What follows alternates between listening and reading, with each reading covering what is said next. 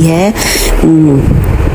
तो उसके हल के लिए, हर किस्म की बंदिश खोलने के लिए किसी ने जादू कर दिया है, टोना कर दिया है और ज़िंदगी में बहुत ज़्यादा परेशानियां आ रही हैं, तो व्यूअर्स उसके लिए इस आयत का एहतमाम कर सकते हैं। हर किस्म की बंदिश खोलने के लिए सूरत नबा आयत नंबर 19 है, तो उसकी आप एक तस्बीह पढ़कर अल्लाह ताला से दुआ मांग सकते हैं।